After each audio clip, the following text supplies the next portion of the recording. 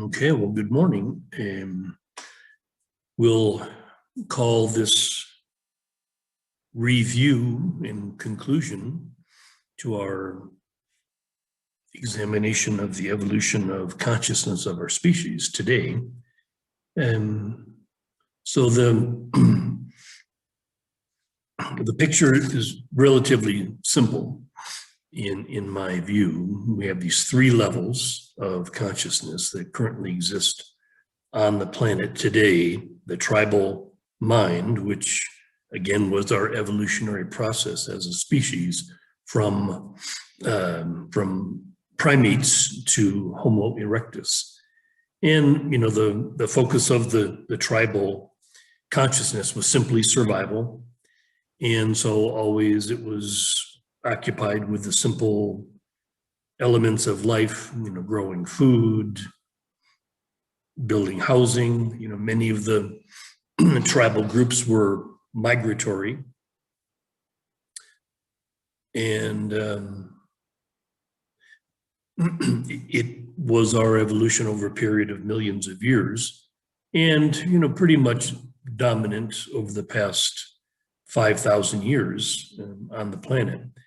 But what we started to see a few hundred years ago was this possibility for people to leave the limitations of their tribal existence, whether it was in Africa or Asia or Europe or what have you. There was a migration, probably mostly from Europe initially, people choosing to leave systems of control, limitation, whether it was religious or political or economic, and made the migration to North America, Canada to some degree, but mostly United States of America.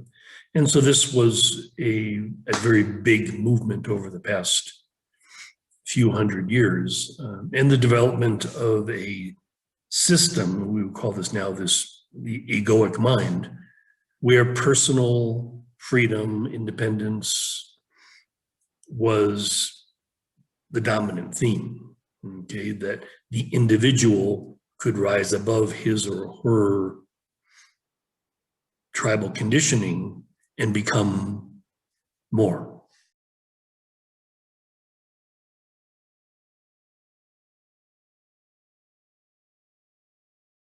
Whatever that is, and that was definitely the theme in the United States of America, is that, be all that you can be. And a very important developmental process in our evolution, both as individuals and as a species. But this egoic mind would become very problematic because the egoic mind is built on conflict. It's predicated on conflict. There's certainly conflict at the tribal level, usually the tribe, the group, just trying to protect itself from other groups. But in the egoic, it became more difficult in that there was sort of like no control, no stopping the individual, whether he or she, whether it was economic or political. So you just had this process that involved, again, a unfettered individual expression. So in today's sort of grotesque overplay of this idea of individual freedom, you have certain individuals that have become, massively wealthy, massively powerful. And the whole system is basically imploding on itself because, the game, especially in the last 100 years or so of capitalism, was a game that was kind of rigged. And, the capitalists made the game and dangled the carrot for the middle class. There was this opportunity to some degree for people from the middle class to become supremely powerful and wealthy and, part of the upper class. It used to be there was only a two-class system in the world, the aristocracy and the poor.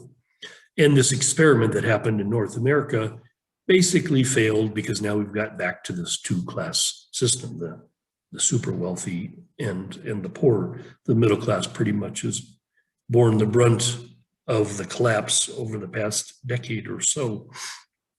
So anyway, out of the dust of this collapse, a new earth will arise. And that's what I've been talking about at length, elements of this new earth and the new consciousness. You have the tribal mind, the egoic mind, and now the spiritual mind or global mind, which really has one thing that identifies it, is that the good of the whole is more important now than the good of my tribe versus your tribe, or the good of me versus you.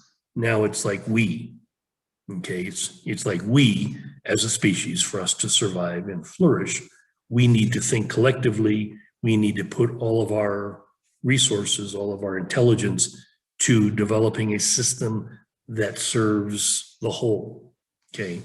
One world, one culture, one whatever, just brotherhood of man, okay? It's, very, very key.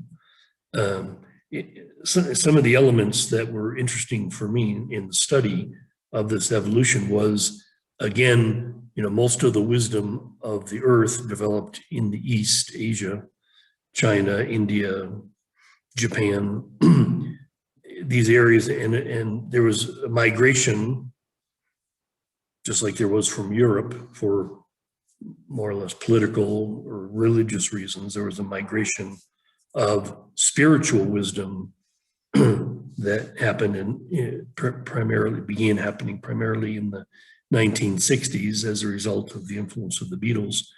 So there was this integration of East and West.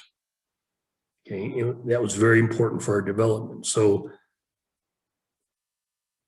you could say that two things were primary in the development of United States of America, where you would have this concentration of intellect, the best minds from all over the world came to study and to work in United States of America.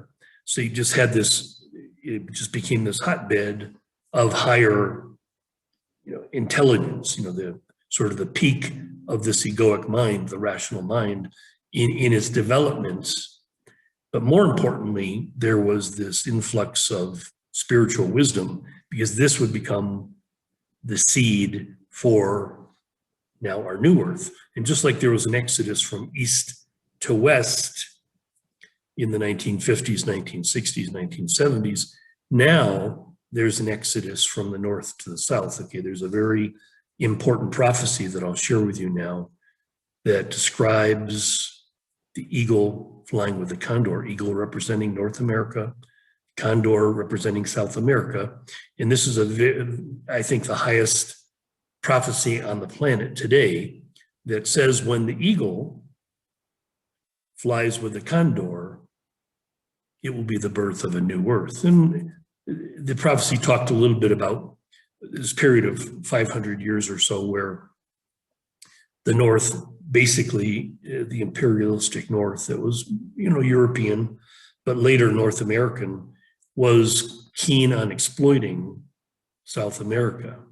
But because this is energetically the vortex of our birth, of our new earth, right here where I sit at one end of the Inca Trail, the other end being the Sacred Valley of Peru, Machu Picchu, that this is this umbilical cord, okay? This energetic umbilical that represents our new birth, okay? The new birth as these energetic beings, these highly evolved beings, well beyond the limitations of the rational mind, of the egoic mind, the spiritual mind, okay, that is being birthed here I and many others like me are part of this birthing process here in South America. This will be the place where we survive and even flourish, while the rest of North America and the rest of the world will go through, more or less an apocalyptic ending. So we'll see over this next decade this very fabulous, amazingly intense process going on, okay, that will look like, to those that are still in that conditioned structure of tribal and egoic conditioning, it will look to them as if everything is ending. Well, everything's not ending. It's just simply these old forms no longer serve us, no longer serve our species or our globe. So this new species, Homo glumulus or Homo spiritus, the new species, which I represent and many others like me, are the ones that will now design and build this new earth, and it will begin here in South America. And then eventually, once the dust settles, there'll be little pockets of this oasis, higher intelligence that will begin to establish these communities around the planet. And so I'll start another series where we will really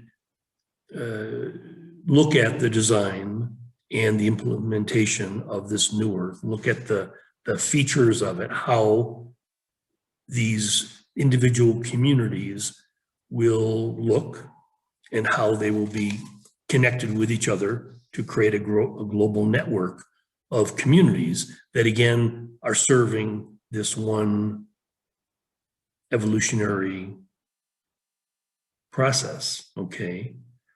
Being unified in our awareness, being unified in our purpose to be the highest expression of the unmanifested. The creative intelligence of the universe seeks to fully express itself on our planet, okay? And things will look entirely different because there'll no longer be this self-serving modus operandi of humans. All right, taking. Again, you can't blame the people that are coming from a place of scarcity, a place of survival. This again was just this evolutionary thrust to survive. People needed to be aggressive. They needed to be warlike. They needed to defend themselves or attack each other, and that was just the animal world. Humans were still animals for many tens of thousands of years, and today that's not the way forward. Okay, if that warring tribal and egoic consciousness was going to continue, it would indeed end the world.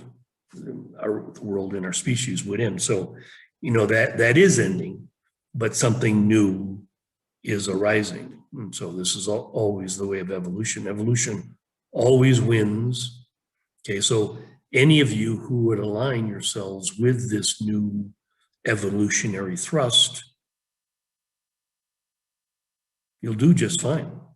You will not only survive, which was always the point in the past, but you will flourish. You will become these radiant, beautiful, joyful creatures that bear little resemblance to our ancestors.